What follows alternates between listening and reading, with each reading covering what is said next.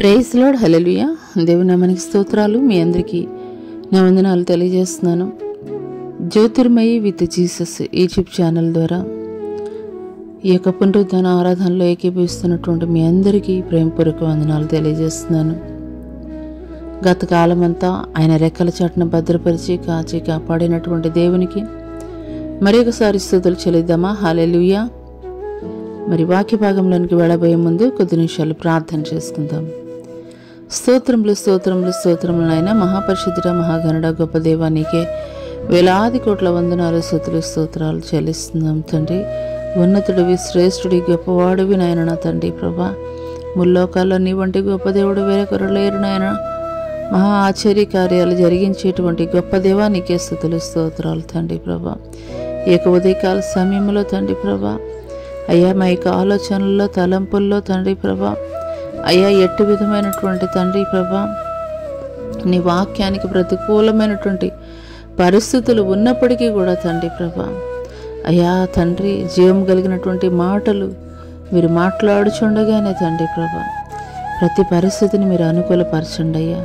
ధైర్యంతో నింపండి అయ్యా, బలంతో నింపండి అయ్యా తండ్రి ప్రభా, బలపరచండి అయ్యా తండ్రి. తొట్టిల్లిపోయిన కృంగిపోయినటువంటి ప్రతి హృదయాల్ని తండ్రి ప్రభా, ప్రతి హృదయ వేదనని కూడా తండ్రి ప్రభా నాట్యముగా మీరు మార్చండి అయ్యా.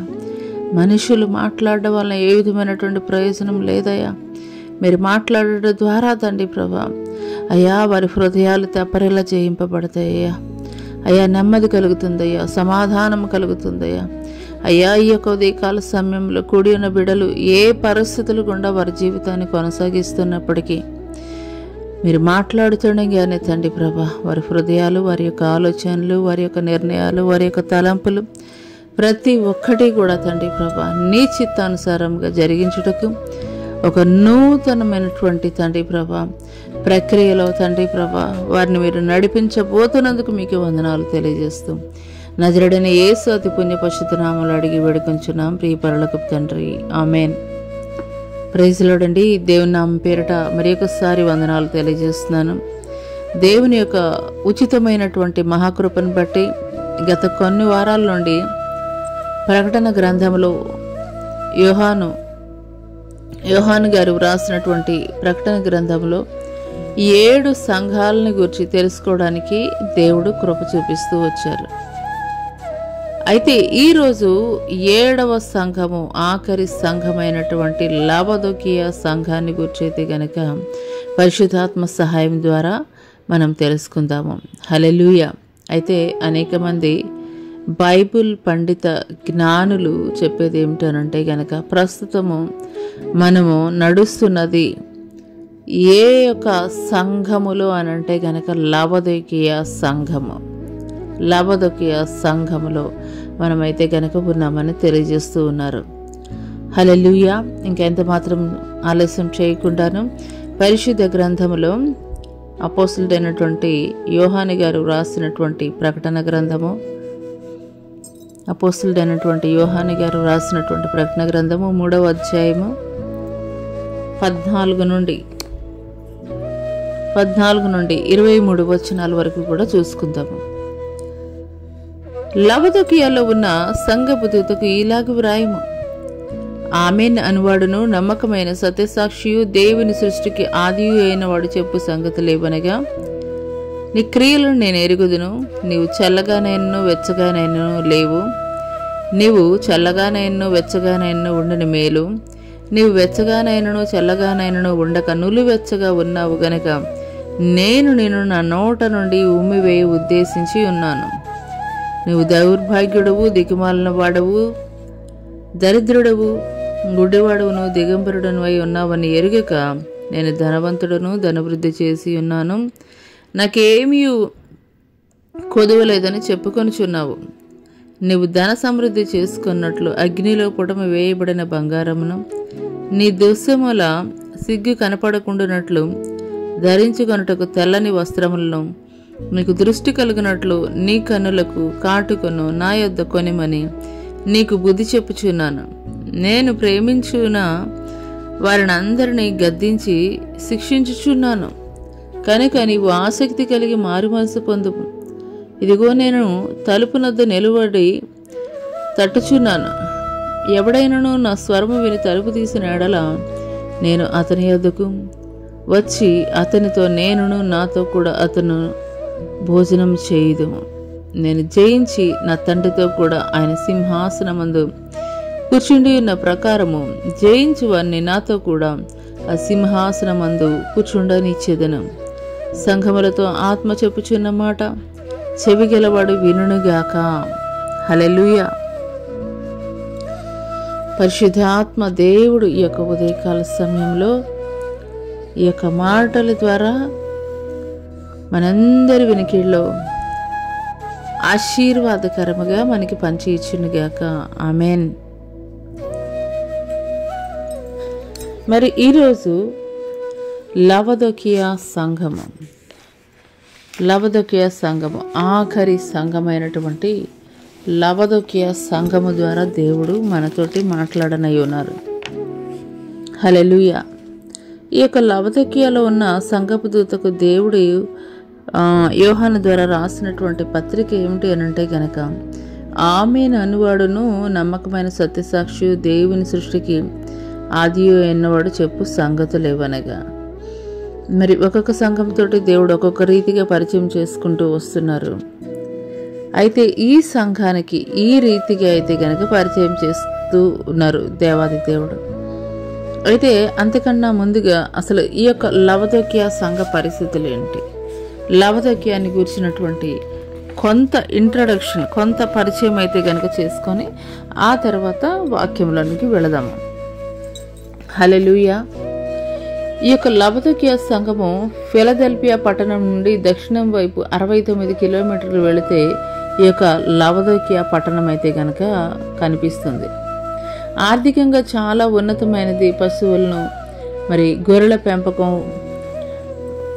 వాటి ద్వారా మరి టెక్స్టైల్ బిజినెస్, పంటలు బాగా పండించేటువంటి పరిస్థితి ఈ యొక్క లవదొకియా పట్టణంలో.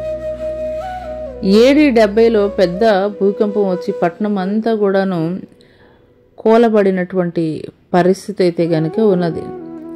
మరి ఆ యొక్క ఫిలదెల్ఫియాలో భూకంపం వచ్చినప్పుడు చక్రవర్తి సాయం చేసి మరలా పట్టణం అయితే కనుక కట్టించాడు. దాన్ని ఏమంటారంటే నేల్ సిజేరియా అని అంటారు. మరి లవదొకియా పట్టణస్థులు మాత్రము మరి ఆ పట్టణాన్ని అయితే కనుక కట్టుకున్నారు. ఫిలదెల్ఫియాకి లవదొకియాకి ఉన్నటువంటి వ్యత్యాసం ఏంటనంటే కనుక ఆ యొక్క ఫిలదెల్ఫియాలో భూకంపం వచ్చినప్పుడు చక్రవర్తి సాయం చేసి మరలా ఆ పట్టణాన్ని కట్టించినటువంటి పరిస్థితులను అయితే కనుక మనం చూస్తున్నాం. కానీ ఈ యొక్క లవదొకియా పట్టణానికి వచ్చేటప్పుడు మాత్రం ఆ యొక్క పట్టణాన్ని ఆ యొక్క పట్టణ ప్రజలు మాత్రమే అయితే కనుక వాటిని నిర్మించుకోవడం జరిగింది. ఇక్కడ ఉన్నటువంటి స్పెషాలిటీస్ ఏంటి అని అంటే కనుక ఈ యొక్క పట్టణంలో ఈఎన్టీ అండ్ మరి ఐ స్పెషలిస్టులు, అంటే కంటికి పెట్టుకున్నటువంటి కాటిక ఆయింట్మెంట్ తయారు చేసేటువంటి వారు, మరి ప్రపంచం నలుమూల నుండి కూడా వచ్చి కొనుగోలు చేసుకుని వెళ్ళేటువంటి పరిస్థితులు ఆ దినాల్లో. ఈ యొక్క లవదొకియా పట్టణంలో ఉన్నటువంటి ప్రత్యేకతలు ఏంటంటే ఈఎన్టీకి సంబంధించినటువంటి స్పెషలిస్టులు ఉన్నారు. మరి ఐకి సంబంధించినటువంటి ఏమంటారంటే స్పెషలిస్టులు కూడాను ఈ యొక్క లవదొకియా పట్టణంలో అయితే కనుక ఉన్నారు. వాటికి మందులు కూడాను అక్కడే తయారు చేసేవారు కాబట్టి ప్రపంచంలో ఉన్నటువంటి నలుమూలల నుండి కూడాను అక్కడికి వచ్చి మరి ఆ యొక్క ట్రీట్మెంట్ తీసుకుని ఆ యొక్క మందులను తీసుకుని వెళుతూ ఉండేవారు. అంత మాత్రమే కాదు, ఇక్కడ చాలా పెద్దదైనటువంటి ఓపెన్ ఆడిటోరియం అన్నది, మరి కల్చరల్ యాక్టివిటీస్ కూడా అక్కడ జరుగుతూ ఉండేవి. సంపన్నమైనటువంటి యూదులు సెలవు రోజుల్లో ఏం చేసేవారంటే ఒక టూరిజం ప్లేస్గా ఈ యొక్క ప్రాంతానికి వచ్చి వారి యొక్క సెలవుల్ని వారి కుటుంబాలతోటి గడిపేటువంటి పరిస్థితిగా అయితే కనుక ఉన్నది. ఇక్కడ ఉన్నటువంటి ఒక డ్రాబ్యాక్ ఏంటంటే డ్రింకింగ్ వాటర్ అయితే కనుక లేదు. ఈ యొక్క లవదొకియా పట్టణంలో డ్రింకింగ్ వాటర్ అంటే త్రాగునీరు అయితే కనుక లేదు. అందుకొరకు వీరు ఏం చేసేవాళ్ళు అంటే హీరాపాలిస్ పట్టణం నుండి అంటే సుమారు ఒక 9.6 కిలోమీటర్స్ నుండి వేడి నీటిని పైపుల ద్వారా తెప్పించుకునేటువంటి పరిస్థితి. మరి అవి ఈ పట్టణంకి వచ్చేసరికి గోరువెచ్చగా అంటే నులివెచ్చగా అయితే కనుక మారిపోయాయి.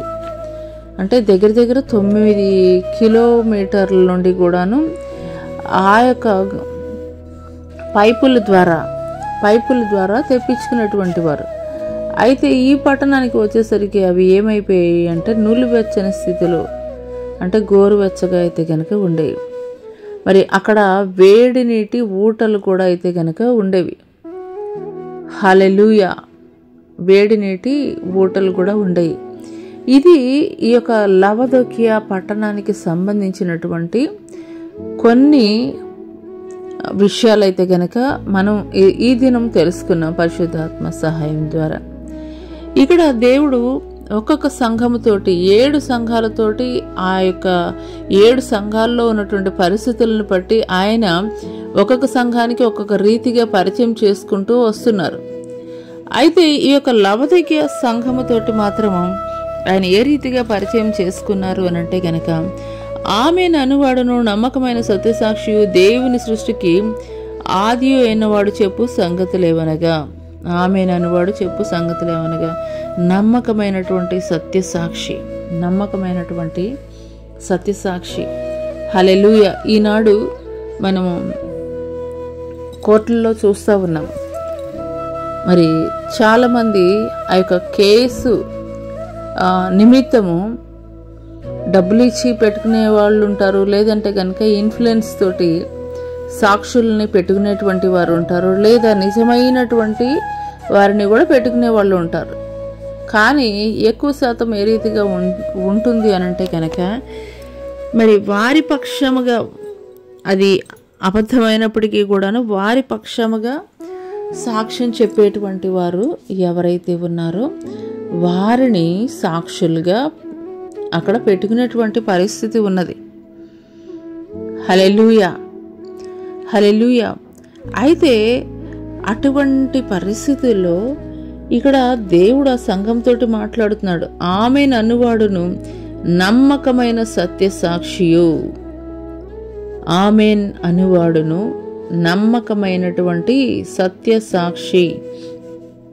అంటే కంప్లీట్గా ట్రస్టెడ్ అని చెప్పేసి అయితే కనుక చెప్పవచ్చు. నమ్మకమైనటువంటి సత్యసాక్షి.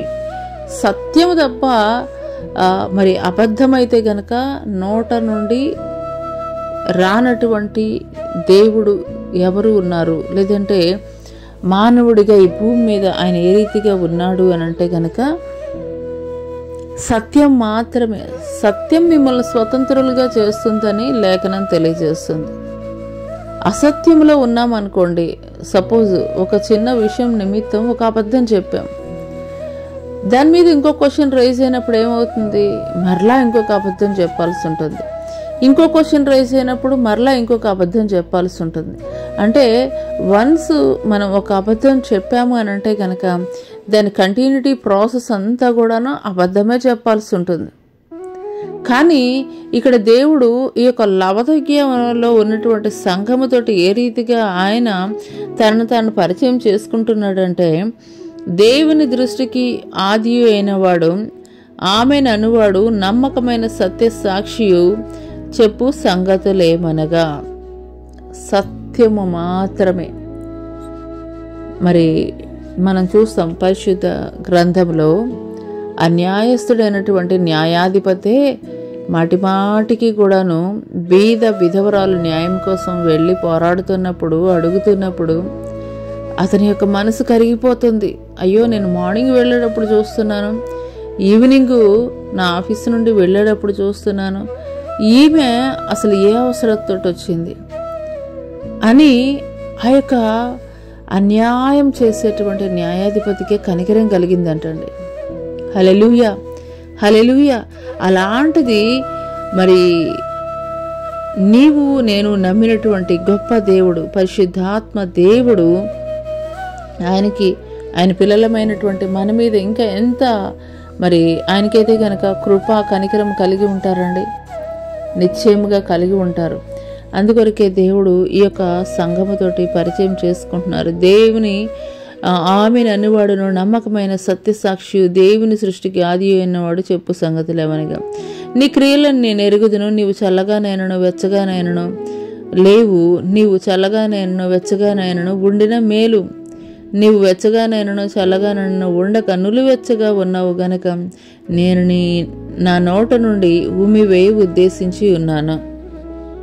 అయితే ఇక్కడ కొన్ని విషయాలు అయితే కనుక మనం తెలుసుకోవాలి. ఎందుకు ఈ సంఘంతోటి దేవుడు నువ్వు చల్లగానైనా వెచ్చగానైనా ఉండు, చల్లగానైనా వెచ్చగానైనా కానీ నువ్వు ఉండలేకపోయినట్లయితే కనుక నా నోట నుండి నేను ఉమ్మివేయ ఉద్దేశించి ఉన్నాను.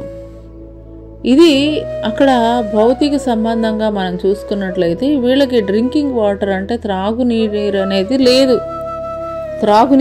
లేదు.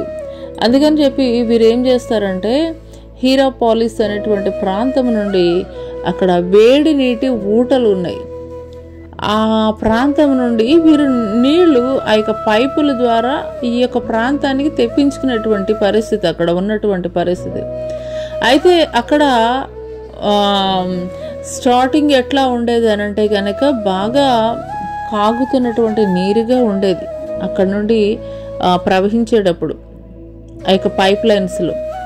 కానీ ఈ యొక్క లవదగ్య ప్రాంతానికి వచ్చేటప్పుడు మాత్రము ఆ పరిస్థితి ఏమైపోయేది అని అంటే కనుక నులివెచ్చని స్థితిలోనికి వెళ్ళిపోయేది.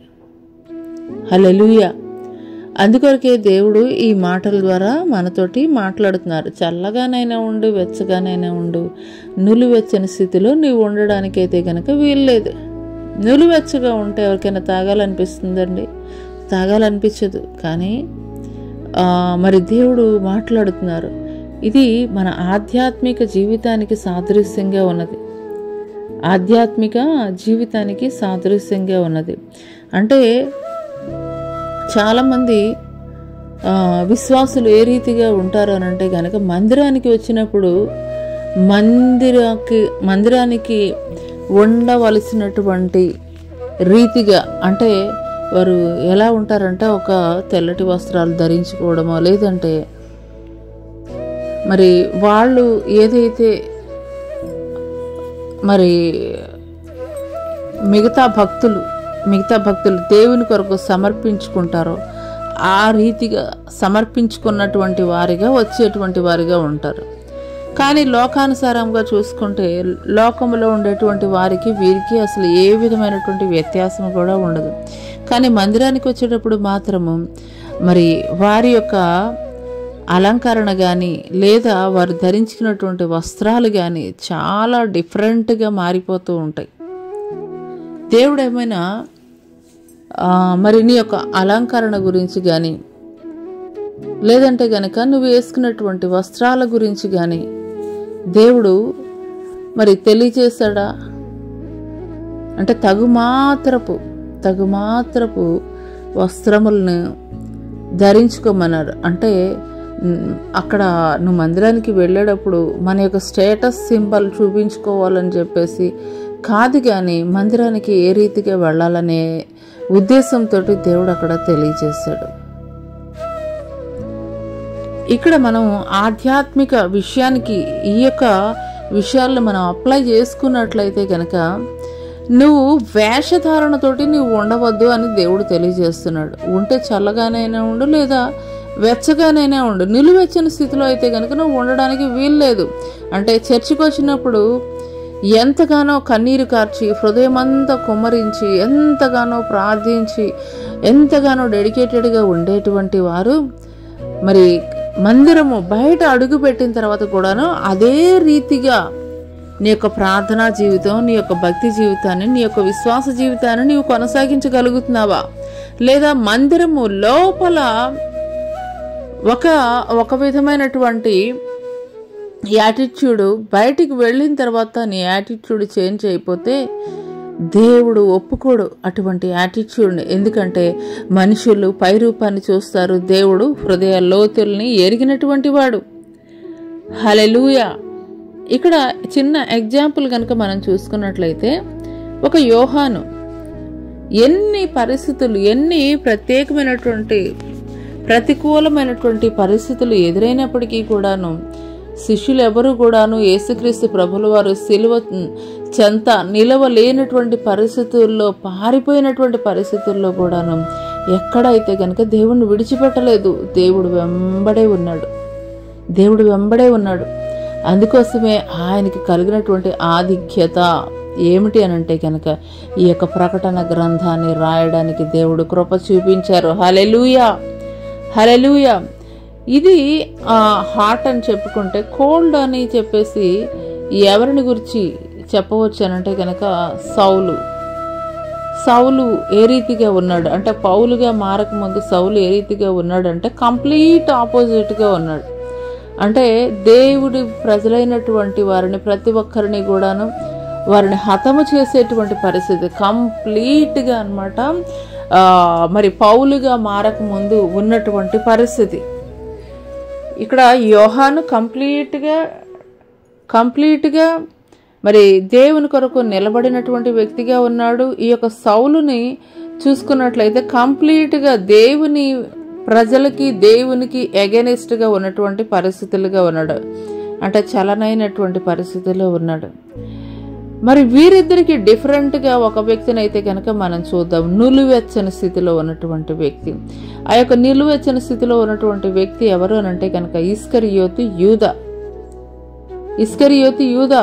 పరిశుద్ధ గ్రంథంలో ఒక మాటనైతే మనం చూస్తాం.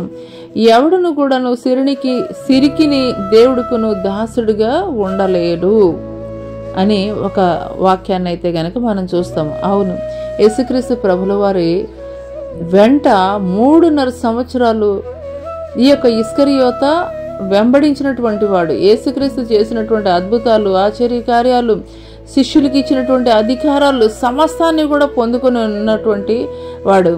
మరి సమస్తాన్ని కూడాను, అధికారాన్ని కూడాను, ఫైనాన్స్ డిపార్ట్మెంట్, ఫైనాన్స్ చేసేటువంటి అధికారాన్ని కూడా దేవుడు ఎవరికి ఇచ్చారు అని అంటే కనుక ఈ యొక్క దొంగగా పిలువబడుతున్నటువంటి ఇస్కరియోతు యూదా చేతిలోనే ఆ యొక్క డబ్బు సంచి ఉండేది. హల్లెలూయా, హల్లెలూయా. అంటే ఈ యొక్క ఇస్కరియోతు యూదా పరిస్థితి ఏ రీతిగా ఉన్నది అని అంటే కనుక అటు దేవునితోటి నడుస్తూ భక్తిలో ఉన్నట్లుగా ఉంటున్నాడు. ఇటువైపు వచ్చేసి యేసుక్రీస్తు ప్రభుల వారిని మీకు పట్టి ఇస్తే గనక నాకు ఎంత ఇస్తారు డబ్బులు అని చెప్పేసి మరి ఆ యొక్క యూదా మత పెద్దలతోటి చేయి కలిపినటువంటి వాడిగా ఉన్నాడు. ఈ యొక్క ఉదయకాల సమయంలో దేవుడు నిన్ను అదే ప్రశ్న సూటిగా స్పష్టంగా అడుగుతున్నాడు. నువ్వు దేవుడితోటి నడుస్తున్నటువంటి నీవు, దేవుని కొరకు పనిచేయాల్సినటువంటి నీవు, దేవుని కొరకు నిలబడవలసినటువంటి నీవు ఎవరెవరితోటి నువ్వు చేతులు కలుపుతున్నావు? దేవునికి వ్యతిరేకంగా ఎవరెవరితోటి నువ్వు చేతులు కలుపుతున్నావు? చాలా మంది మాట్లాడేది ఏంటి అని అంటే గనక మనం కలవకపోతే కనుక వాళ్ళకి అసలు సువార్త మనం ఏ రీతిగా ప్రకటిస్తాము, ఏ రీతిగా మరి వారి యొక్క ఆచారాలు, సాంప్రదాయాలు కూడా మనం కూడాను కలిసి చేస్తేనే కదా వాళ్ళు మన తట్టు తిరిగేది. నో, దేవుడు అసలు దానికోసం ఎందుకు కూడాను ఒప్పుకోవట్లేదు. ఎందుకొరకు అని అంటే గనక విశ్వాసం ద్వారా కార్యాలు జరుగుతాయి తప్ప విశ్వాసం అనేది నిన్ను భక్తి జీవితంలో కొనసాగింపచేసే విధంగా ఉంటుంది. విశ్వాసము కలగజేయడం అనేది అది వాళ్ళ లైఫ్లో కంటిన్యూటీ ప్రాసెస్ నడుస్తుంది, లైఫ్ లాంగ్ కూడా. లేదు ఆ రీతిగా కాదు, వాళ్ళకి ఏదో మరి మభ్యపరిచి ఏదో సంథింగ్ దేవుడు వద్దకు వస్తే గనక మీకు అద్భుతాలు జరుగుతాయి, ఆశ్చర్య కార్యాలు జరుగుతాయి, ఈ విధమైనటువంటి ఏదో ఒక తాయిలాల కోసం క్రైస్తవుడుగా అయితే గనక నిలబడాల్సినటువంటి అవసరం లేదు. ఎందుకొరకనంటే గనక ఆ తాయిలాలు ఏదైతే వారు పొందుకున్నంత వరకు కూడాను మేము కూడాను క్రైస్తవులమే, మేము కూడాను క్రీస్తు బిడ్డలమే అని చెప్పేటువంటి వారిగా ఉంటారు. ఎప్పుడైతే వన్స్ అవి ఆగిపోతాయో వాళ్ళ మనసు కూడా మారిపోతుంది. హల్లెలూయా. అందుకొరకే ఈ యొక్క ఉదయకాల సమయంలో దేవుడు మాట్లాడుతున్నారు. చల్లగానైనా ఉండు, వెచ్చగానైనా ఉండు, నులువెచ్చని స్థితిలో ఉంటే ఉమ్మి వేస్తానని మాట్లాడుతున్నాడు. అవును నేస్తమా, అవును నేస్తమా. ఒక ఇస్కరియోతు యూదా నులివెచ్చని స్థితిలోనే ఉన్నాడు. దేవునితోటి 3.5 సంవత్సరాలు సంచరించినటువంటి వ్యక్తిగా ఉన్నాడు. దేవుడు చేసేటువంటి అద్భుతాలు, ఆశ్చర్య కార్యాలు, ఘనమైనటువంటి కార్యాలు చూస్తున్నటువంటి వాడిగా ఉన్నాడు. అదే రీతిగా దేవుడు శిష్యులకు కూడా అదే రకమైనటువంటి అధికారాలను కూడా దేవుడు ఇచ్చాడు. ఇంత క్రమమైనటువంటి భక్తి చేస్తూ కూడా మళ్ళా రెండో వైపు ఏం చేశాడండి? ఆ యొక్క యూదా మత పెద్దలు ఎవరైతే ఉన్నారో వారితో చేతులు కలిపి మరి యేసుక్రీస్తు ప్రభుల వారిని అప్పగించడానికి తన యొక్క మనసును మార్చేసుకున్నటువంటి వాడిగా ఉన్నాడు. హల్లెలూయా, హల్లెలూయా. ఈ యొక్క ఉదయకాల సమయంలో దేవుడు నీతోటి సూటిగా స్పష్టంగా మాట్లాడుతున్నారు. నీ యొక్క భక్తి జీవితం, నీ యొక్క విశ్వాస జీవితం, నీవు దేవునితోటి చేసేటువంటి ప్రయాణం ఏ రీతిగా ఉన్నది? ఒక అపోస్తలుడైనటువంటి యోహాను లాగాను యేసుక్రీస్తు ప్రభుల వారిని సిలువ వేస్తున్నప్పటికీ కూడా ధైర్యం కలిగి ఆయన పక్షంగా నిలబడేటువంటి స్థితిలో నీవు ఉంటున్నావా? లేదా యేసుక్రీస్తు ప్రభుల వారిని ఎరగక పూర్వము దేవుని ప్రజల్ని హింసించేటువంటి, దేవుని ప్రజల్ని దూషించేటువంటి కంప్లీట్ ఆపోజిట్ లో ఉన్నటువంటి ఒక సౌలు లాగా ఉంటున్నావా? లేదా ఈ యొక్క 2 లక్షణాలు కూడా కలిగి అటు మందిరానికి వస్తే భక్తిపరులాగాను, ఇటు లోకానికి వస్తే గనక లోకానుసారులుగా ఇలాగూ గనక నువ్వు నిలువెచ్చని స్థితిలో ఉంటే దేవుడు ఈ యొక్క ఉదయకాల సమయంలో మాట్లాడుతున్నారు. నేను ఉమ్మివేయ ఉద్దేశించి ఉన్నానని మాట్లాడుతున్నారు. హల్లెలూయా. ఎంత భయంకరమైనటువంటి మాట అండి అది. హల్లెలూయా. దేవుడు మరి మనల్ని నులివెచ్చని స్థితిలో ఉండడానికైతే కనుక మనల్ని పిలవలేదు, కానీ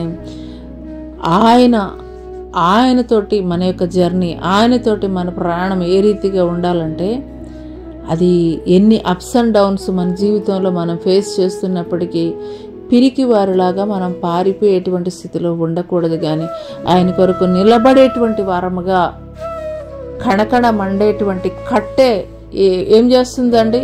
అది దేన్నైనా కానీ కాల్చుకుంటూ వెళ్ళిపోతూ ఉంటుంది. మరి నేడు మనం చూస్తున్నాము ఇజ్రాయెల్ ప్రాంతంలో కానీ లేదా అంతకుముందు లాస్ ఏంజల్స్ పట్టణంలో కానీ మనం చూసాము.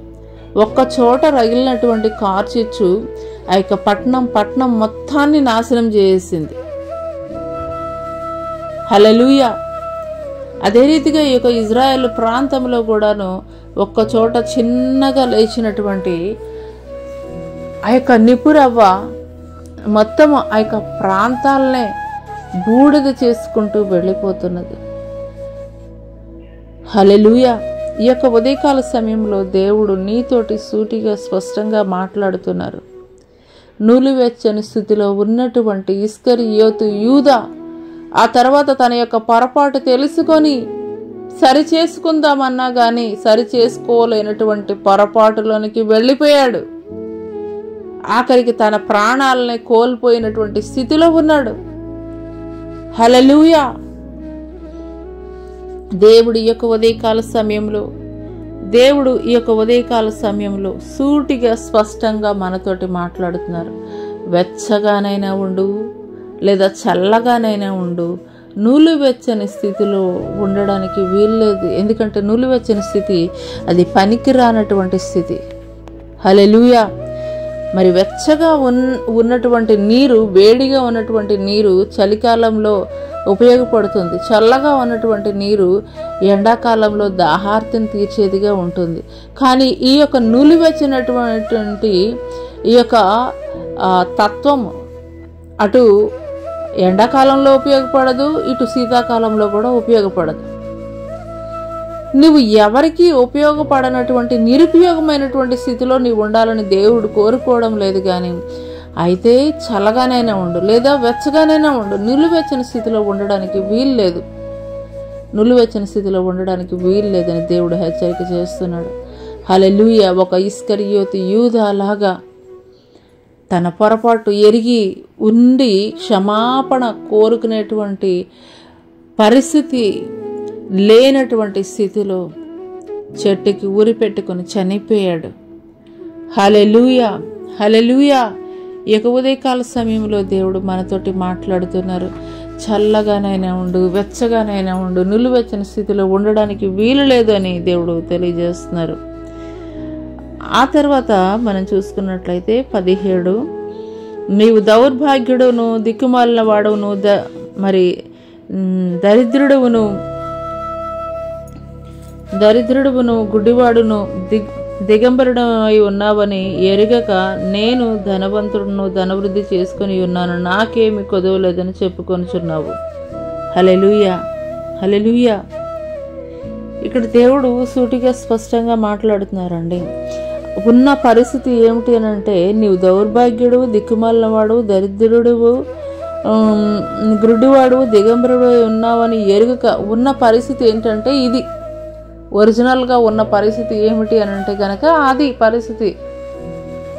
అయితే ఆ పరిస్థితిని గుర్తెరగక ఏమని అనుకుంటున్నాడు, తనను బట్టి తను నేను ధనవంతుడును, ధనవృద్ధి చేసి ఉన్నాను, నాకేమీ కొదవలేదని చెప్పుకొనుచున్నావు. హల్లెలూయా, హల్లెలూయా. ఇక్కడ స్పిరిచువల్ పావర్టీ అంటే ఆధ్యాత్మికమైనటువంటి బీదరికం. ఒక ఫర్ ఎగ్జాంపుల్ చెప్పాలంటే స్ఫూర్ణ సంఘముతోటి దేవుడు మాట్లాడుతుంటారు. నీ శ్రమను దరిద్రతను నేను ఎరుగుదును, ఆయనను నీవు ధనవంతుడివే అని మాట్లాడతారు. అంటే ఈ యొక్క భౌతిక సంబంధమైనటువంటి ప్రాపర్టీస్ మనమేమి కలిగి లేనప్పటికీ కూడాను ఆధ్యాత్మిక విషయంలో లేదంటే ఆత్మీయ జీవితంలో సంపన్నులుగా మీరు ఉన్నారని మరి దేవుని ద్వారా ప్రశంసింపబడినటువంటి సంఘము ఈ యొక్క స్ఫూర్ణ సంఘము.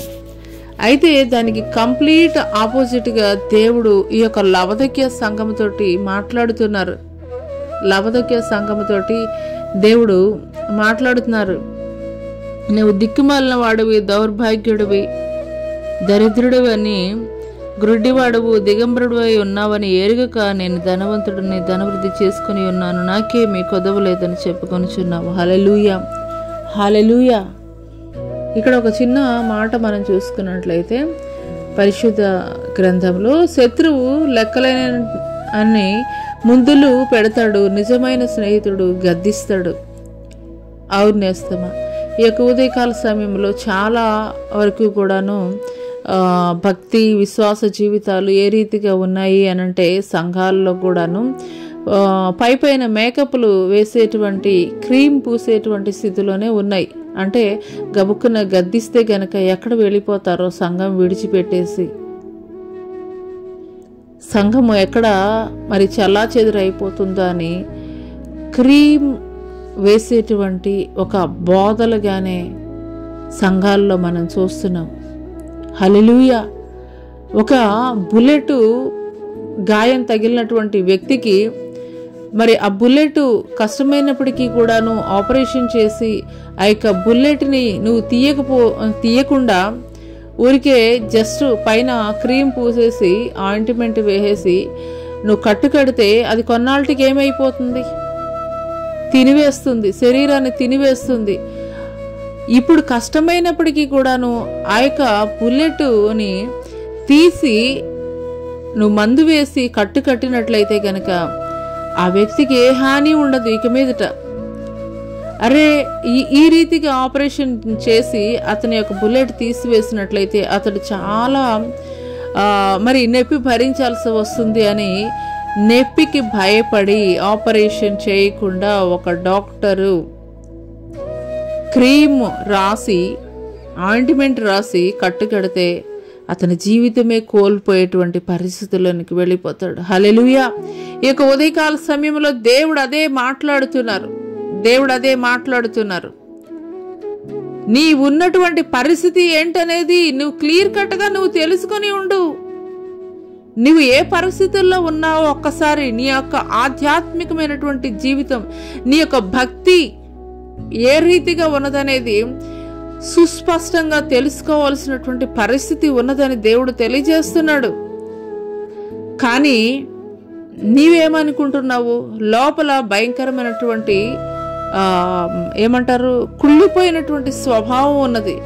కానీ దానికి అలంకరణ ఏం చేస్తున్నావంటే నువ్వు పట్టు వస్త్రాలతోటి అలంకరిస్తున్నావు. హల్లెలూయా, హల్లెలూయా. పట్టు వస్త్రాలతోటి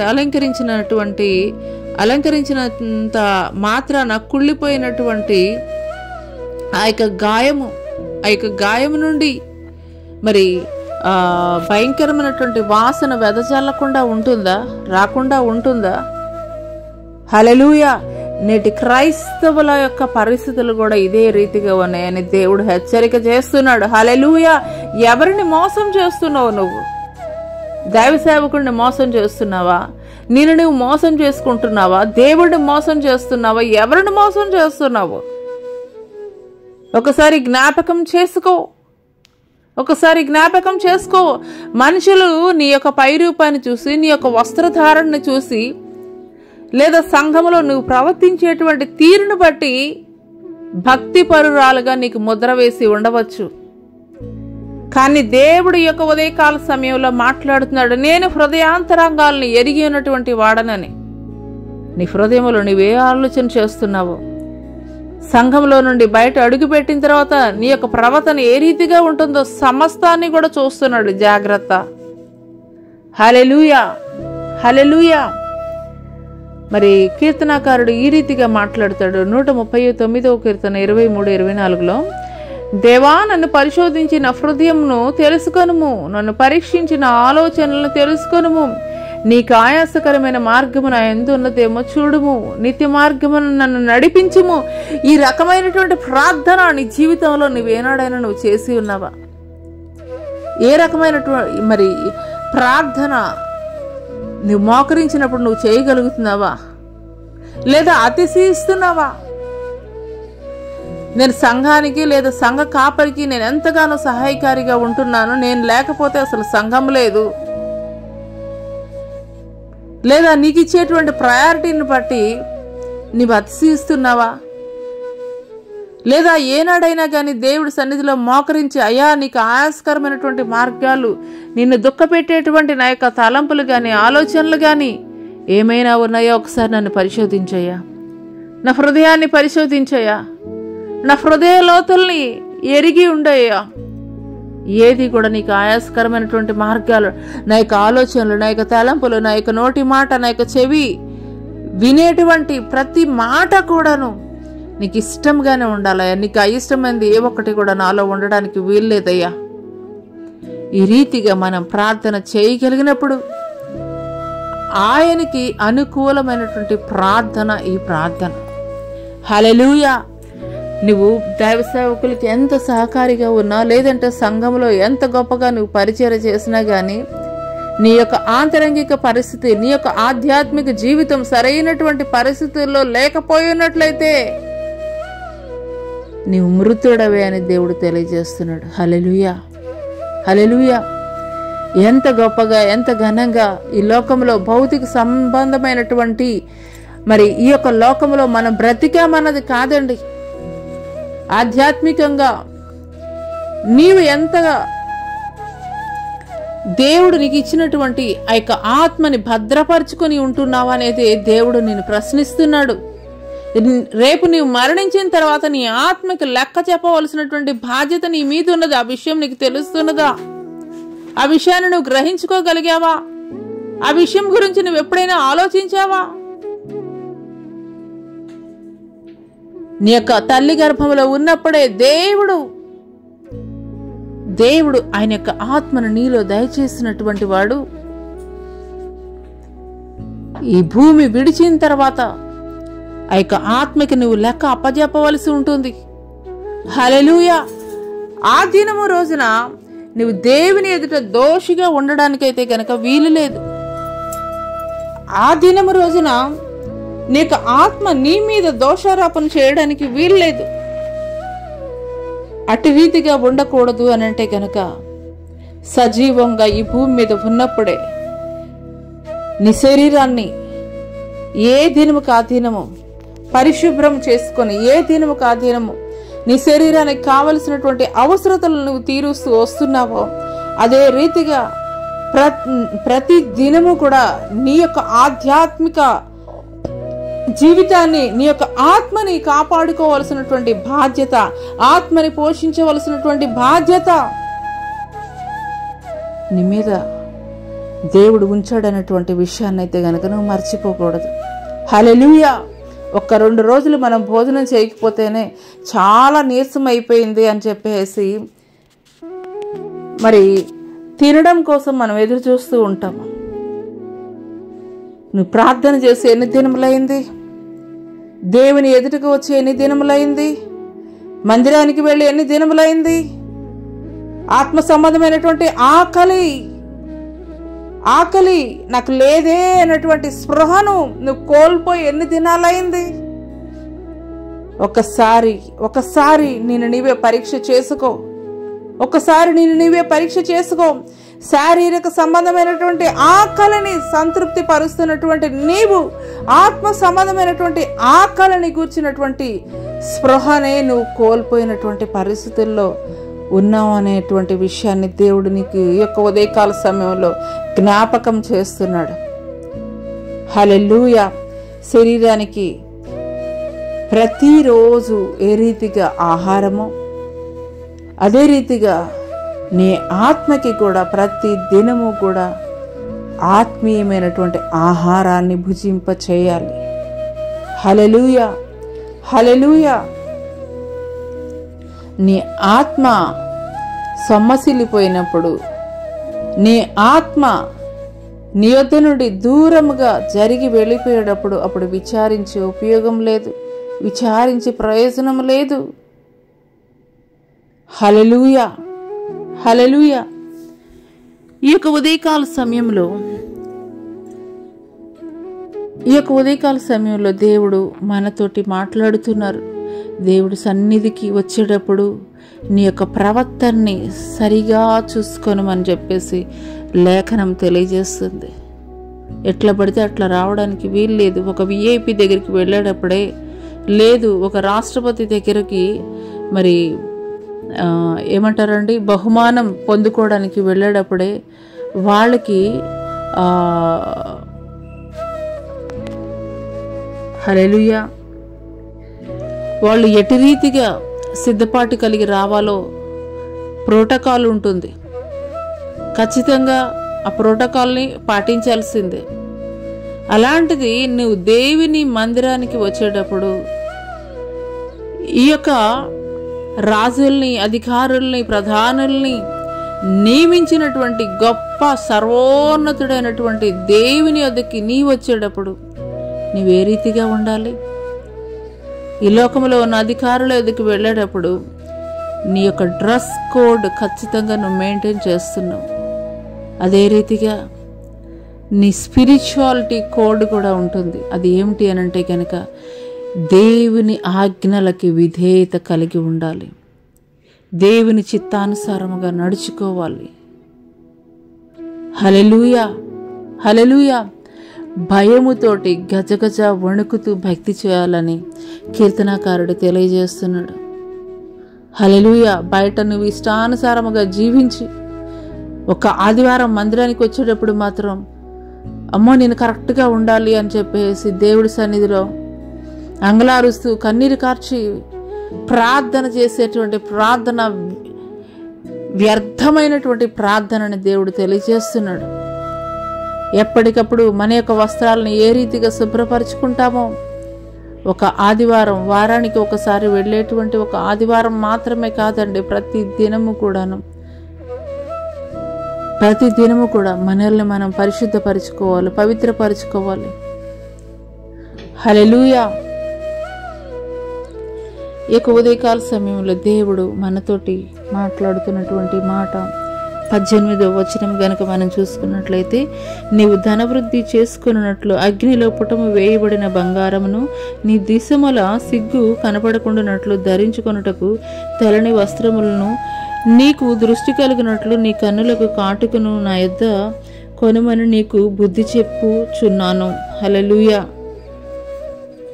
హల్లెలూయా. ఇక్కడ దేవుడు మాట్లాడుతున్నారు, నీవు ధనవృద్ధి చేసుకున్నట్లు అగ్నిలో పుటము వేయబడిన బంగారమును నీ దిశమల సిగ్గు కనపడకుండానట్లు ధరించుకొనుటకు తెల్లని వస్త్రములను నీకు దృష్టి కలుగునట్లు నీ కన్నులకు కాటుకును నా యొద్ద కొనుమని నీకు బుద్ధి చెప్పుచున్నాను. ఇక్కడ ఈ యొక్క లవదకియ పట్టణంలో ఏమిటంటే మరి చక్కటి వస్త్రాలు తయారు చేసేటువంటి పరిస్థితి. అంత మాత్రమే కాదు, ఇందాక మనం ఇంట్రడక్షన్లో మనం నేర్చుకున్నాము, ఈఎన్టీ అండ్ ఐ స్పెషలిస్టులు అత్యధికంగా ఉండేవారు. అంత మాత్రమే కాదు, అక్కడ కంటికి సంబంధించినటువంటి సమస్యల కొరకు వారే అక్కడే అన్నమాట దానికి సంబంధించినటువంటి మందులు కూడా తయారు చేస్తూ ఉండేవారు. ప్రపంచ నలుమూలల నుండి ఈ యొక్క లవదకియ ప్రాంతానికి వచ్చి ఆ యొక్క మందులు కొనుక్కొని వెళుతూ ఉండేవారు. అయితే ఇది భౌతిక సంబంధమైనటువంటిది. కానీ ఇక్కడ దేవుడు మనకి చెబుతున్నటువంటి మాట ఏమిటి అనంటే కనుక ఆధ్యాత్మిక సంబంధమైనది. నీవు ధనవృద్ధి చేసుకున్నట్లు అగ్నిలో పుటమి వేయబడినటువంటి బంగారమును నీవు ధనవృద్ధి చేసుకున్నట్లు. ధనవృద్ధి చేసుకోవడము అనంటే కనుక మన ధనం ఎక్కడ ఉన్నదనండి దేవుడు తెలియజేస్తున్నాడు కదా. ఈ యొక్క భూమి మీద మనము ధనాన్ని సమకూర్చుకుంటే అది చిమ్మిట కలిగి ఉంటుందంట. అంటే అది ఏమంటారంటే చెదపురుగులు తినివేసేటువంటి పరిస్థితి ఉంటుంది. చాలాసార్లు మనం న్యూస్ పేపర్స్లోనూ లేదంటే యూట్యూబ్స్లోనూ మనం చూస్తూ ఉంటాము. కొన్నిసార్లు మరి ఇల్లు కాలిపోయినటువంటి పరిస్థితుల్లో వాళ్ళ బిడ్డల కొరకు దాచించినటువంటి డబ్బులు కాలిపోయినని ఎంతగానో వాళ్ళు తలడిల్లిపోతూ ఉంటారు. లేదా కొన్నిసార్లు మనం చూస్తూ ఉంటాం, చెదపురుగుల ద్వారా వాళ్ళు దాచినటువంటి డబ్బంతా కూడాను కొట్టివేయబడి ఉన్నదని. హల్లెలూయా. అందుకొరకే దేవుడి యొక్క ఉదయకాల సమయంలో దేవుడు తెలియజేస్తున్నాడు, నీవు ధనవృద్ధి చేసుకున్నట్లు అగ్నిలో పుటమి వేయబడినటువంటి బంగారమును. నీవు ధనాన్ని ఎక్కడ సమకూర్చుకోవాలంటే పరలోకమందు నీ యొక్క ధనాన్ని సమకూర్చుకోవాలని దేవుడు తెలియజేస్తున్నాడు. ఆ యొక్క పరలోకంలో నీవు ధనాన్ని ఏ రీతిగా సమకూర్చుకుంటావు అని అంటే కనుక అగ్నిలో పుటమి వేయబడినటువంటి జీవితాన్ని నీవు కలిగి ఉండాలి. అంటే ఎన్ని ప్రతికూలమైనటువంటి పరిస్థితులు నీ జీవితంలో నీవు కలిగి ఉన్నప్పటికీ కూడాను అగ్నిలాంటి పరిస్థితులు నీ జీవితంలో ఎదురైనప్పటికీ కూడాను వాటిని జయించడానికి కావలసినటువంటి శక్తి దేవుడు దయచేస్తాడు. హల్లెలూయా. యేసుక్రీస్తు వారు కూడాను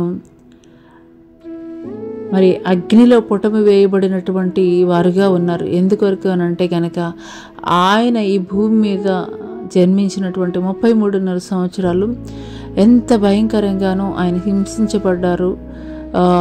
మరి కొరడాలతోటి కొట్టబడ్డారు, సిలువ వేయబడ్డాడు. కానీ తన ఆత్మని మాత్రం జాగ్రత్తగా కాపాడుకున్నటువంటి వాడిగా ఉన్నారు. శరీరాన్ని అయితే కనుక ఆ యొక్క రోమా సైనికులకి అప్పగించేశాడు, కానీ తన ఆత్మని మాత్రం భద్రపరుచుకున్నాడు. అందుకొరకే దేవుడు చివరిగా మాట్లాడతారు, తండ్రి నా ఆత్మను నీకు అప్పచెప్పుతున్నానని. హల్లెలూయా. అవునండి, దేవుడు మనకి నేర్పిస్తున్నది అదే. ఈ యొక్క అగ్ని లాంటి పరిస్థితుల గుండా మన యొక్క ఆత్మీయ జీవితము, మన యొక్క విశ్వాస జీవితము ఏ రీతిగా ఉండాలి అని అంటే కనుక ఆ యొక్క కంసాలి యొద్ద భూమిలో నుండి తీయబడినటువంటి బంగారము ఆ యొక్క కొలిమిలో కాల్చుతున్న కొద్దీ కూడా ఆ యొక్క బంగారము శ్రేష్టమైనదిగా ఉంటుందంట. అలాగే శ్రమల కొలిమిలో కాల్చబడుతున్నటువంటి నీవు కూడాను ఒక శ్రేష్టమైనటువంటి జీవితంలోనికి దేవుడు నిన్ను నడిపిస్తున్నాడు అన్నటువంటి విషయాన్ని అయితే కనుక నీవు మర్చిపోకూడదు. హల్లెలూయా. మరి ఒక విషయాన్ని అయితే కనుక దేవుడు ఇక్కడ తెలియజేస్తాడు 18వ వచనంలో, నీ దిశములను సిగ్గు కనపడకుండానట్లు ధరించుకొనుటకు తెల్లని వస్త్రములు నీకు దృష్టి కలిగినట్లు నీ కనులకు కాటుకును నా యొద్ద కొనమని నీకు బుద్ధి చెప్పుచున్నాను. హల్లెలూయా, హల్లెలూయా. మరి ఆదికాండంలో మనం చూసుకున్నట్లయితే వారికి ఇవ్వబడినటువంటి మహిమ వస్త్రాలని వాళ్ళు కోల్పోయారు. ఎప్పుడైతే దేవుడు చేయవద్దన్నటువంటి పని, సర్పము యొక్క మాటలు విని తినవద్దన్నటువంటి చెట్ల పండ్ల ఫలాలు తినడం ద్వారా వారు కోల్పోయి వారు ఏం చేస్తున్నారంటే వారు తమ శరీరాలను కప్పుకోవడానికి కచడపు ఆకులనైతే కనుక వారు ధరించుకొని ఉన్నారు. హల్లెలూయా. అందుకొరకే దేవుడు అక్కడ ఒక మరి వధ జరిగింది. వధ జరిగి ఒక జంతువుని వధించి ఆ యొక్క జంతు చర్మాన్ని దేవుడైతే గనక వారికి వస్త్రాలుగా ధరింపచేస్తాడు. హల్లెలూయా. ఆయన యొక్క శిలువ యాగము, ఆయన యొక్క శిలువ బలియాగాన్ని, ఆయన యొక్క శిలువ బలియాగానికి సాదృశ్యంగానే దేవుడు ఆనాడు ఆ యొక్క గొర్రెపిల్ల యొక్క చర్మాన్ని ఆ యొక్క ఆదాము అవ్వలకి ధరింపచేస్తాడు. హల్లెలూయా, హల్లెలూయా. అదే రీతిగా ఆధ్యాత్మిక జీవితంలో నువ్వే పరిస్థితుల్లో ఉన్నావనేది నువ్వు గ్రహించుకోగలుగుతున్నావా? దేవుడు నీకు ఇవ్వబడినటువంటి వస్త్రాల్ని ఆనాడు ఆదాము అవ్వలు కోల్పోయి దిగంబరులుగా ఉండి వారి కచడపు ఆకుల్ని ధరించినటువంటి పరిస్థితుల్లో దేవుడు అమూల్యమైనటువంటి ఆ యొక్క గొర్రెపిల్ల యొక్క చర్మాన్ని వస్త్రపు చొక్కాలుగా అన్నమాట వారికి ధరింపచేశాడు. అవునండి, దేవుడు నీ కొరకు నా కొరకు కూడాను ఆ యొక్క చర్మపు చొక్కాలు ధరింపచేయ నిమిత్తమే శ్రేష్టమైనటువంటి ఆయన శిలువ రక్తాన్ని మన మీద ప్రోక్షింపచేశాడు. ఎందుకంటే ఆయన ఉండేటువంటి స్థలంలో నీవు నేను కూడాను నివసించాలని ఆయన యొక్క ఆలోచన కాబట్టి. హల్లెలూయా. ఈ యొక్క తెల్లని వస్త్రాలు ఏమిటి అని అంటే గనక పరిశుద్ధుల యొక్క నీతి క్రియలు అని మరి ప్రకటన గ్రంథంలో రాయబడి ఉంటుంది. 19వ అధ్యాయం 8వ వచనంలో ఇవి పరిశుద్ధుల యొక్క నీతి క్రియలు. హల్లెలూయా. మరి నువ్వు కోల్పోయి ఉన్నట్లయితే కనుక దేవుడు మరలా నీకు ఆ వస్త్రాలని నేను ధరింపచేస్తానని దేవుడు తెలియజేస్తున్నాడు. మరి అంత మాత్రమే కాదు, మరి ఆ తర్వాత వచ్చిన కనుక మనం చూసుకున్నట్లయితే నీకు దృష్టి కలిగినట్లు నీ కనులకు కాటుకను నా యొద్ద కొనమని నీకు బుద్ధి చెప్పుచున్నాను. కాటుక అనేది దేనికి సాదృశ్యంగా ఉన్నది అని అంటే కనుక ఆత్మ సంబంధమైనటువంటి నేత్రాలు తెరవబడేటువంటి పరిస్థితులు కలిగి ఉండాలని దేవుడు తెలియజేస్తున్నాడు. కాటుక పవిత్రమైనటువంటి కార్యాల ద్వారా మరి కొనుక్కోమని దేవుడైతే గనక తెలియజేస్తున్నాడు. ఆత్మ సంబంధమైనటువంటి నేత్రాలు. మరి ఒకానొక సందర్భంలో రాజుల గ్రంథంలో 2వ రాజుల గ్రంథంలో మనం అయితే గనక చూస్తాం. శత్రురాజు యొక్క సైన్య సమూహం మొత్తం కూడాను ఆ యొక్క రాజ్యాన్ని ముట్టడి వేసినటువంటి క్రమంలో ఎలీషా ఆ యొక్క శిష్యుడు అడుగుతూ ఉంటాడు, అయ్యా ఎంత గొప్ప సైన్య సమూహము మరి ముట్టడి వేసింది, మరి ఏంటి పరిస్థితి అని చెప్పేసి భయంతో అడుగుతున్నటువంటి పరిస్థితుల్లో ఎలీషా అయితే కనుక ప్రార్థన చేస్తాడు. అయ్యా ఇతని యొక్క నేత్రాలు తెరవచేయి అని ప్రార్థించినప్పుడు అప్పుడు ఎలీషా యొక్క శిష్యుడు చూడగలుగుతాడు. ఎలీషా యొక్క శిష్యుడైతే గనక చూడగలుగుతాడు. దేవుని యొక్క అగ్ని రథములు ఆ శత్రువుల చుట్టూ కూడా నిలవబడి ఉండడం అయితే గనక అతని నేత్రాల ద్వారా చూస్తాడు. హల్లెలూయా. ఎలీషా ఎందుకు అంత ధైర్యం కలిగి ఉన్నాడు? కానీ ఎలీషా శిష్యుడు మాత్రం ఎందుకు నిబ్బరం కోల్పోయినటువంటి పరిస్థితిలో ఉన్నాడు అని అంటే గనక ఆత్మ సంబంధమైనటువంటి నేత్రములు ఎలీషా కలిగి ఉన్నాడు కాబట్టి ఆత్మీయమైనటువంటి కార్యాలు చూడగలుగుతున్నాడు. దేవుడు చేసేటువంటి కార్యాలు చూడగలుగుతున్నాడు. ఆత్మ సంబంధమైనటువంటి నేత్రములు కలిగి లేనటువంటి ఎలీషా శిష్యుడు కలవరపడిపోతున్నాడు. హల్లెలూయా. ఈ ఉదయకాల సమయంలో దేవుడు నీతోటి సూటిగా స్పష్టంగా మాట్లాడుతున్నారు. ఆత్మ సంబంధమైనటువంటి నేత్రాలకు సంబంధించినటువంటి కాటుక నీకు కావాలా? ఎలీషా శిష్యుడు ఏ రీతిగా చూడడానికి కావలసినటువంటి ఆత్మ సంబంధమైనటువంటి నేత్రములు పొందుకోగలిగినప్పుడు దేవుని యొక్క అగ్ని రథములని చూడగలిగాడో, అదే రీతిగా నీవు ఎదుర్కొంటున్నటువంటి పరిస్థితులు, నీ జీవితంలో కొనసాగింపబడుతున్నటువంటి పరిస్థితులు నువ్వు చూస్తున్నావు, కానీ అంతకు మించి దేవుడు చేయగలిగినటువంటి శక్తిని నువ్వు చూడలేకపోతున్నావు. ఆ పరిస్థితుల గుండా తీసుకుని వెళ్ళినప్పటికీ కూడాను దేవుడు నిన్ను ఒక ఉన్నతమైనటువంటి స్థితిలో దేవుడు నిలబెట్టబోతున్నాడు అనేటువంటి నీ భవిష్యత్తుకు సంబంధించినటువంటి దేవుని యొక్క నీవు ఆత్మీయ నేత్రాలు నువ్వు కలిగి ఉండలేదు కాబట్టి భౌతిక సంబంధమైనటువంటి పరిస్థితుల వైపే నువ్వు చూస్తున్నావు, కానీ ఆత్మ సంబంధమైనటువంటి దేవుని కార్యాలను నువ్వు చూడలేకపోతున్నావు. అందుకొరకే దేవుడు ఈ యొక్క లవదకియ సంఘములో ఉన్నటువంటి వారితోటి మాట్లాడుతున్నారు. ఆత్మ సంబంధమైనటువంటి నేను జరిగించేటువంటి కార్యములు నువ్వు చూడాలి అని అంటే కనుక ఆత్మ సంబంధమైనటువంటి నేత్రాలు నువ్వు కలిగి ఉండాలి. హల్లెలూయా. ఆ తర్వాత వచనం గనుక మనం చూసుకున్నట్లయితే, నేను ప్రేమించు వారందరినీ గద్దించి శిక్షించుచున్నాను కనుక నీవు ఆసక్తి కలిగి మారు మనసు పొందుము. హల్లెలూయా. ఇప్పుడు ఒక తల్లిదండ్రులు వాళ్ళ పిల్లల్ని ప్రేమిస్తూ ఉంటారు, కానీ ఒకానొక సమయంలో వారు గనక మాట విననటువంటి పరిస్థితుల్లోనికి వెళ్ళిపోతే తండ్రి కానీ తల్లి కానీ ఏం చేస్తారండి? ఒక దెబ్బ వేసైనా కానీ వాళ్ళని సరైన మార్గంలో నడిపించే విధంగా అయితే కనుక వారు చేస్తారు. అవునా కదా? అదే రీతిగా మన తండ్రి అయినటువంటి దేవుడు అనేక సార్లు అనేక మంది ద్వారా అయితే కనుక హెచ్చరికలు చేస్తూ ఉంటారు. ఇప్పుడు పాత నిబంధన గ్రంథంలో మనం చూసుకున్నట్లయితే ప్రవక్తలు వెళ్ళి చెప్తా ఉండేవారు, అయ్యా ఇది పరిస్థితి, దాని కొరకు నువ్వు ఈ రీతిగా సిద్ధపాటు కలిగి ఉండు, దేవుడు నాతోటి మాట్లాడారని ప్రవక్తలు తెలియజేసేవారు రాజులకి.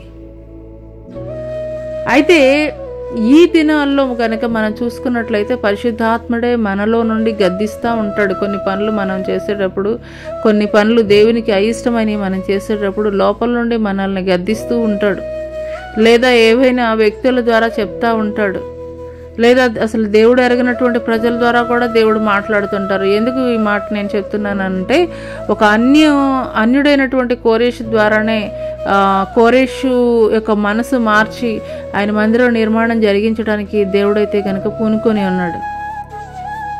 అదే రీతిగా అనేక సార్లు నువ్వు చేయవలసినటువంటి పని ఏది, లేదంటే నువ్వు దేవునికి వ్యతిరేకంగా చేస్తున్నటువంటి పని ఏంటి అనేది కూడాను మన చిన్న బిడ్డల ద్వారా కూడాను దేవుడు మాట్లాడతారండి. కానీ కొన్నిసార్లు తల్లిదండ్రులు ఏం చేస్తారంటే వాళ్ళ మాటలను కొట్టివేస్తారు, వాళ్ళ మాటలను పట్టించుకోరు. కానీ దేవుడు మాట్లాడుతున్నప్పుడు హల్లెలూయా, ఆయన ప్రేమించి వారిని గద్దించి శిక్షించుచున్నాడు కనుక నీవు ఆసక్తి కలిగి మారు మనసు పొందుము. సామెతల గ్రంథము 3వ అధ్యాయం 12వ వచనంలో చూసుకున్నట్లయితే, తండ్రి తనకు ఇష్టమైనటువంటి కుమారుని గద్దించు రీతిగా యెహోవా తను ప్రేమించే వారిని గద్దించును. అనేక సార్లు మన పరలోకపు తండ్రి కూడాను మనము వినకుండా ఆయనకు వ్యతిరేకంగా ఎన్నిసార్లు గద్దించినా, ఎన్నిసార్లు చెప్పినా విన్నటువంటి పరిస్థితుల్లో ఒక దెబ్బ వేస్తాడు ఖచ్చితంగా. అప్పుడు మనకి జ్ఞాపకం వస్తుంది, అవును కదా దీని గురించి నాకు ఎన్నోసార్లు దేవుడు హెచ్చరిక చేశాడు, అయినప్పటికీ కూడాను నేనే మొండితనంగా ఇలాగ వెళ్ళిపోయాను, అందుకొరకే నేను ఈ దెబ్బ నా జీవితంలో నేను పొందుకోవాల్సి వచ్చిందని చెప్పేసి మనం ఆ టైంలో మనం అనుకుంటూ ఉంటాము. ఆ పరిస్థితి రాకూడదు అని అంటే కనుక దేవుడు నీకు హెచ్చరిక చేసినప్పుడే నీవు ఆగిపోవాలని దేవుడు తెలియజేస్తున్నాడు. హల్లెలూయా, హల్లెలూయా. మరి ఆసక్తి కలిగి, మంట కలిగి, మారు మనసు కలిగి ఉండేటువంటి వారముగా ఉండాలి. ఆసక్తి కలిగి ఉండేటువంటి వారముగా ఉండాలి. మారు మనసుకి తగినటువంటి ప్రతిఫలాన్ని దేవుడు దయచేస్తానంటున్నాడు. తప్పిపోయినటువంటి కుమారుడు ఉన్నాడు.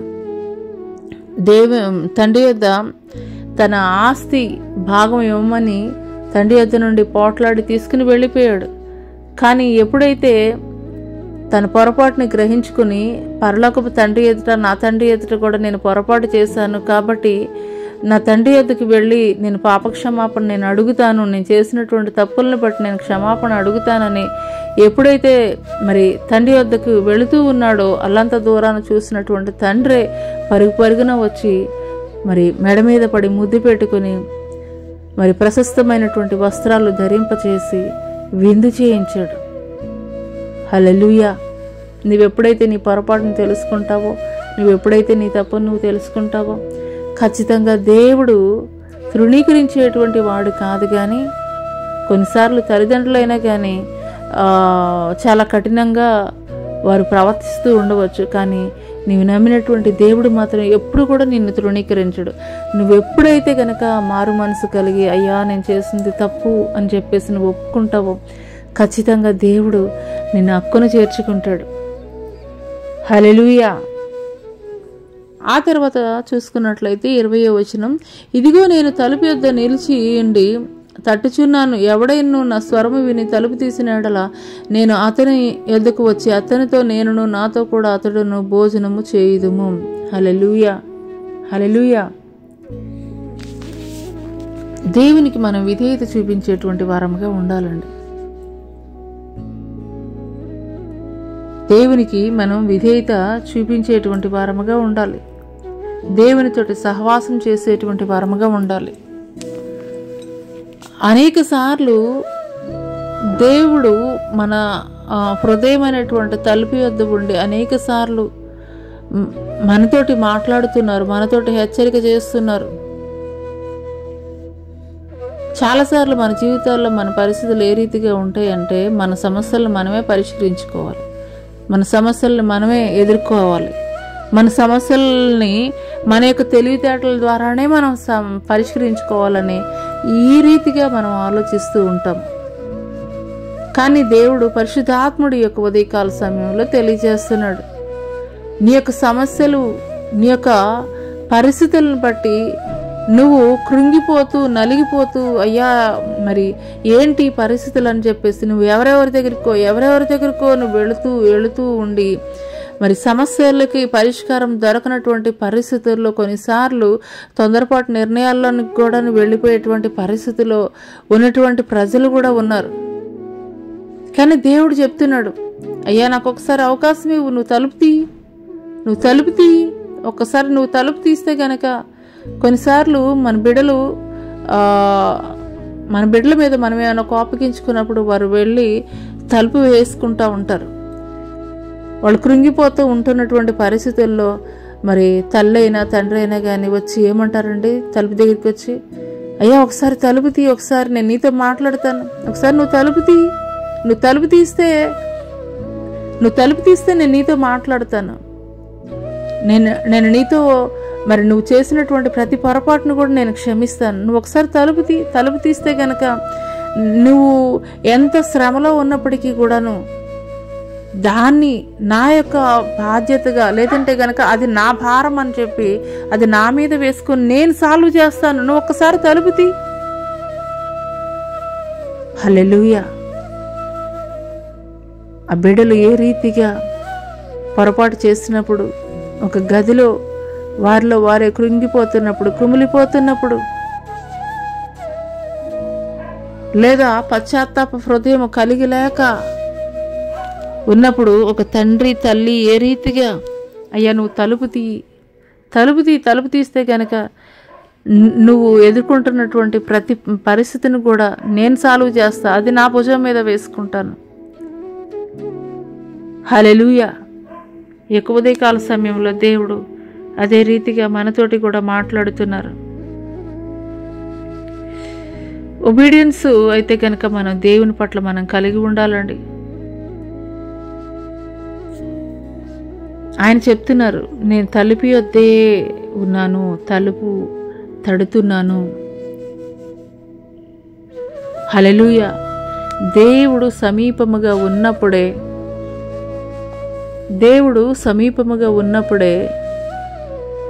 మనము ఆయన పక్షముగా, ఆయన మాట వినేటువంటి వారముగా ఉండాలండి. షూలమతిని చూసుకున్నట్లయితే తన యొక్క ప్రియుడు ఎన్నోసార్లు వచ్చి తలుపు కొట్టాడు. అమ్మా తలుపు తీ అని చెప్పేసి అంటే ఆమె, నేను ఇప్పుడే నా పాదాలు కడుక్కున్నాను, మరి జటామాంసి నా యొక్క వ్రేళ్ల నుండి స్రవిస్తుంది, నేనైతే కనుక రాను, నేను ఇప్పుడే నా పాదాలను శుభ్రం చేసుకున్నాను అని ఇలాగ రకరకాల వంకలు చెప్తా ఆవిడ తన ప్రియుడు తలుపు కొడుతున్నటువంటి పరిస్థితుల్లో తీయకుండా ఉన్నటువంటి స్థితిలో అతనైతే కనుక వెళ్ళిపోయినటువంటి పరిస్థితుల్లో ఆమె అయితే కనుక బయటికి వస్తుంది. బయటికి వచ్చి అప్పుడు వెతుకుతూ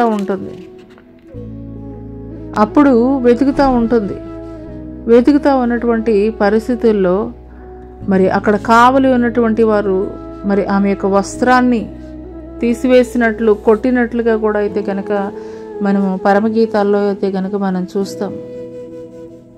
హల్లెలూయా.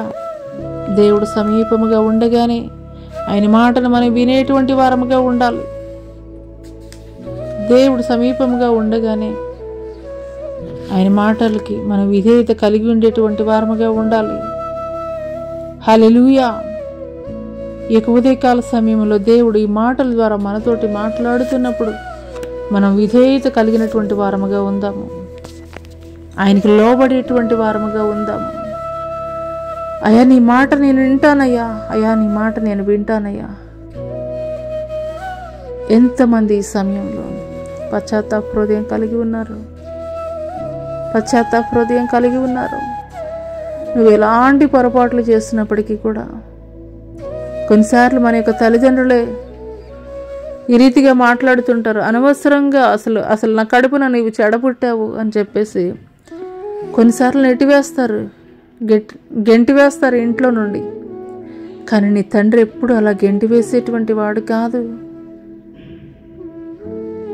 నీ హృదయం అనే తలుపు ఎద్దే ఆయన నిలబడి ఉన్నాడు. ప్రియ సహోదరి సహోదరుడా, నువ్వెంత ఘోర పాపివైనా, నువ్వెంత దేవునికి వ్యతిరేకముగా నీ యొక్క కార్యాలు జరిగించినప్పటికీ కూడాను నీ తలుపు యొద్ద ఆయన నిలబడి ఉన్నాడు. ఒక్కసారి నువ్వు చేసినటువంటి పొరపాట్లను బట్టి అయ్యా క్షమించయ్యా, అయ్యా క్షమించు, నీ మాట వింటానయ్యా, నీకు లోబడతానయ్యా. ఒక్కసారి నువ్వు తలుపు తీసినట్లయితే ఆయన నీతో మాట్లాడడానికి సిద్ధముగా ఉన్నాడు. హల్లెలూయా.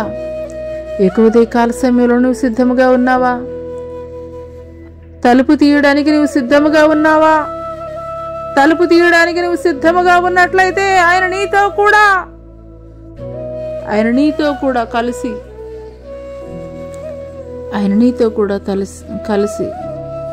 భోజనము చేయడానికి సిద్ధముగా ఉన్నాడు. హల్లెలూయా, హల్లెలూయా, హల్లెలూయా, హల్లెలూయా. నువ్వు ఎలాంటి పరిస్థితులను బట్టి లేదా ఎలాంటి స్థితిగతులను బట్టి దేవునికి దూరంగా జరిగిపోయి ఉండొచ్చు. అయ్యో నేను ఇంత పాపిని, నేను దేవునికి వ్యతిరేకంగా ఇంత ఘోరమైనటువంటి కార్యములు నేను జరిగించాను, నాకు యోగ్యత లేదు, నాకు అర్హత లేదని తొందరపాటు నిర్ణయాలు తీసుకోవద్దు ప్రియ సహోదరి సహోదరుడా. ఎందుకంటే దేవుడు నీ హృదయం అనే వాకిటి యొద్ద ఆయన నిలబడి ఉన్నాడు. నువ్వెంత ఘోర పాపివైనా, నువ్వు దేవుడికి దూరముగా జరిగిపోయి నీవే శపించుకుంటూ ఉన్నటువంటి పరిస్థితుల్లో ఉన్నప్పటికీ కూడా దేవుడు ఇంకనూ నిన్ను ప్రేమిస్తున్నాడు, ఇంకనూ ఆయన నీపై కృప చూపిస్తున్నాడు, ఇంకనూ కూడా ఆయన నీ మీద కరుణ చూపిస్తున్నాడు. ఎందుకంటే నువ్వు నశించిపోవడం ఆయన చిత్తము కాదు. నువ్వు మారు మనసు కలిగి ఉండడమే ఆయనకి కావాలి. తప్పిపోయినటువంటి కుమారుడు ఏ రీతిగా మరలా తిరిగి వచ్చాడో అదే రీతిగా మరలా నువ్వు తిరిగి రావాలని ఆయన కోరుకుంటున్నాడు. కాబట్టి తలుపు యొద్ద ఉండి ఆయన తలుపు కొడుతున్నాడు. అమ్మా మరలా రా, అమ్మా మరలా రా. నువ్వు నీ పాపాలు ఎలాంటి ఘోరమైనటువంటి స్థితిలో ఉన్నా కానీ, ఒక దావీదు పాపం చేసిన తర్వాత దేవుని యొద్ద మొర్రపెడుతూ ఉంటాడు. అయ్యా నా పాపాలు ఎర్రనివైనను హిమం కంటే తెల్లగా చేయ్యా. ఈ యొక్క ఉదయకాల సమయంలో నువ్వు ఎలాంటి పరిస్థితుల్లో ఉన్నప్పటికీ కూడా నువ్వు ఒక దావీదు చేసినటువంటి ప్రార్థన నువ్వు చేసినట్లయితే దేవుడు నీ గుమ్మం యొద్దే ఉన్నాడు. నువ్వు తలుపు తెరవడమే ఆలస్యం. నేను హక్కును చేర్చుకోవడానికి, నేను ఆదరించడానికి, నేను బలపరచడానికి, నీతో కలిసి భుజించడానికి ఆయన సిద్ధముగా ఉన్నాడు. హల్లెలూయా. ఆ తర్వాత వచనం చూసుకున్నట్లయితే, నేను జయించి నా తండ్రితో కూడా ఆయన సింహాసనమందు కూర్చుండున్న ప్రకారం జయించువని నాతో కూడా నా సింహాసనమందు కూర్చుండనిచ్చేదను. హల్లెలూయా. ఆయన జీవించినటువంటి 33.5 సంవత్సరాలు ఒక మాదిరికరమైనటువంటి జీవితాన్ని మనకి చూపించి వెళ్ళారు. ఏ రీతిగా మనం తగ్గింపు మనసు కలిగి ఉండాలి, క్షమాహృదయం కలిగి ఉండాలి, ప్రేమ కలిగి ఉండాలి, ఇలా అనేక విషయాలు చెప్పడం మాత్రమే కాదు, ఆయన చూపించి వెళ్ళారు. అందుకొరకే దేవుడు మాట్లాడుతున్నారు, నేను జయించి నా తండ్రి కుడి పార్శ్వమున ఏ రీతిగా నేను ఆసీనుడై ఉన్నానో అదే రీతిగా నేను చూపించినటువంటి ఆ మార్గాల్లో మీరు కూడా నడుచుకుంటూ వచ్చినట్లయితే మీరు కూడా జయించగలుగుతారు. అట్టి జయాన్ని నేను మీకు ఇస్తాను.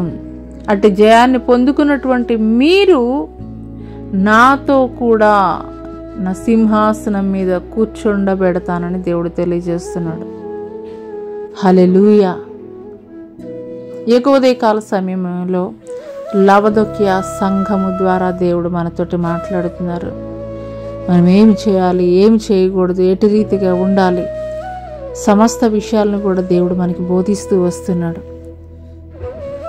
అవునేస్తమా, యేసుక్రీస్తు ప్రభుల వారు ఈ భూమి మీద నడియాడినటువంటి 33.5 సంవత్సరాలు ఒక మాదిరికరమైనటువంటి జీవితాన్ని మనకి చూపించారు.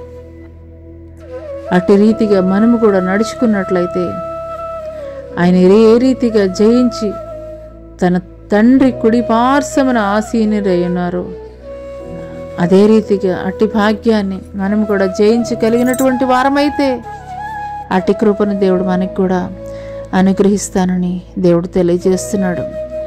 అట్టి కృప దేవుడు మనకి దయచేయను గాక. ఆమెన్. ముగింపు ప్రార్థన చేసుకుందామండి. స్తోత్రములు స్తోత్రములు స్తోత్రములైన మహాపరిశుద్ధుడ మహాగణుడ గొప్ప దేవా, నీకే వేలాది కోట్ల వందనాలు స్తుతులు స్తోత్రాలు చెల్లిస్తున్నాం తండ్రి. ఈ యొక్క లవదొకియా సంఘము ద్వారా మీరు మాతో మాట్లాడారయ్యా. అవునయ్యా, చల్లగానైనా వెచ్చగానైనా ఉండు, నిలువెచ్చని స్థితిలో ఉంటే ఉమ్మి వేయని చేయించుకొని ఉన్నానని మీరు మాట్లాడుతున్నారయ్యా తండ్రి. ప్రభా మీకు స్తోత్రాలు, మీకు వందనాలు చెల్లిస్తున్నాం తండ్రి. అవునయ్యా తండ్రి, నిలువెచ్చని స్థితిలో మాలో ఏ ఒక్కరిలో కూడా ఉండడానికి వీల్లేదయ్యా తండ్రి ప్రభా. అయ్యా, మాలో ఏ ఒక్కరిలో కూడా ఉండడానికి వీల్లేదయ్యా, తీసివేయండి అయ్యా తండ్రి ప్రభా. అవునయ్యా తండ్రి, మమ్మల్ని బట్టి మేము అతిశయించడానికి వీల్లేదు కానీ తండ్రి ప్రభా, మమ్మల్ని సృష్టించినటువంటి సృష్టికర్తమైనటువంటి నిన్ను బట్టి మాత్రమే మేము అతిశయించడానికి కృప చూపించండి అయ్యా. మీకు స్తోత్రాలయ్యా. మాదంటూ కూడా ఈ భూమి మీద ఏ ఒక్కటి కూడా లేదయ్యా. ఏమైనా మేము కలిగి ఉన్నామని అంటే తండ్రి ప్రభా, అది మీరు మాత్రమే నాయన నా తండ్రి ప్రభా. మీకు స్తోత్రాలయ్యా, మీకు వందనాలు చెల్లిస్తున్నాం తండ్రి. పరిశుద్ధ ఆత్మ దేవానికి స్తుతులు స్తోత్రాలు వందనాలు తెలియజేస్తున్నాం తండ్రి. ఈ యొక్క ఉదయకాల సమయంలో నాయన నా తండ్రి ప్రభా, అయ్యా ఒక బంగారము తండ్రి అగ్నిలో పూటమి వేయబడిన తర్వాత ఏ రీతిగా శ్రేష్టమైనటువంటిదిగా తీయబడుతుందో అదే రీతిగా తండ్రి ప్రభా, అయ్యా ఈ భూమి మీద ఉన్నప్పుడు నాయన నా తండ్రి ప్రభా, అయ్యా ఓర్పు సహనము తండ్రి ప్రభా కలిగి ఉండడానికి తండ్రి ప్రభా కృప చూపించండి, శక్తిని దయచేయండి, ధైర్యంతో నింపండి అయ్యా తండ్రి. మీకు వందనాలు చెల్లిస్తున్నాం తండ్రి. అయ్యా మీకు స్తుతులు స్తోత్రాలు, నీకు వందనాలు వందనాలు చెల్లిస్తున్నాం తండ్రి ప్రభా. అయా తండ్రి, మీ గద్దింపునకు విధేయత కలిగి ఉండేటువంటి వారముగా ఉండుటకు కృప చూపించండి. మారు మనసు కలిగి ఉండేటకు కృప చూపించండి. అయ్యా వందనాలు చెల్లిస్తున్నాం తండ్రి ప్రభా. మీకు స్తోత్రాలు, మీకు వందనాలు చెల్లిస్తున్నాం తండ్రి. అదే రీతిగా తండ్రి ప్రభా చేస్తున్నటువంటి అయా ప్రతి వ్యతిరేకమైనటువంటి కార్యాలను బట్టి తండ్రి ప్రభా అయా ఒప్పుకొని తండ్రి ప్రభా అయా తండ్రి తండ్రి తండ్రి తండ్రి మిమ్మల్ని అడిగినట్లయితే నాయన నిశ్చయముగా తండ్రి ప్రభా అయ్యా మీరు మాతో కూడా నివసిస్తానని మాట్లాడుతున్నటువంటి గొప్ప దేవుడయ్యా మీకు స్తోత్రాలయ్యా తండ్రి. అయ్యా మీరు ఏ రీతిగా తండ్రి ప్రభా ఒక మాదిరికరమైనటువంటి జీవితాన్ని భూమి మీద అయా వదిలి వెళ్ళారో తండ్రి ప్రభా మేము కూడా అటు రీతిగా జీవించడానికి కావలసినటువంటి శక్తిని, ధైర్యాన్ని, బలాన్ని తండ్రి మన నిబ్బరాన్ని కూడా తండ్రి ప్రభా కూడిన ప్రతి బిడ్డకి నాకు దయచేయమని నజరుడైన యేసు అతి పుణ్య పరిశుద్ధ నామములో అడిగి వేడుకొనుచున్నాం ప్రియ పరలోకపు తండ్రి. ఆమేన్. తండ్రి అయినటువంటి దేవుని దయ, కుమారుడైనటువంటి యేసుక్రీస్తు వారి యొక్క కృప, పరిశుద్ధాత్మ యొక్క అన్యోన్య సహవాసము ఆయన సన్నిధి ఈ భూలోకంలో ఉన్న సకల పరిశుద్ధులకు ఈ యొక్క సామాజిక మాధ్యమం ద్వారా ఎంతమంది బిడ్డలైతే వింటున్నారో వారి జీవితాల్లో నూతనమైనటువంటి కార్యములు దేవుడు ఈ వారం అంతటిలో కూడాను వారు చేస్తున్నటువంటి పనుల్లో, ప్రయత్నాల్లో, ఉద్యోగాల్లో, వ్యాపారాల్లో, సమస్త విషయాల్లో కూడా తోడై ఉండి సహాయం చేయమని నజరుడైన యేసు అతి పుణ్య పరిశుద్ధ నామములో అడిగి వేడుకొనుచున్నాం ప్రియ పరలోకపు తండ్రి. ఆమేన్. అందరికీ ప్రైజ్ లోడ్ అండి. Praise Lord. దేవుని నామం పేరిట వందనాలు తెలియజేస్తున్నాను. Praise load.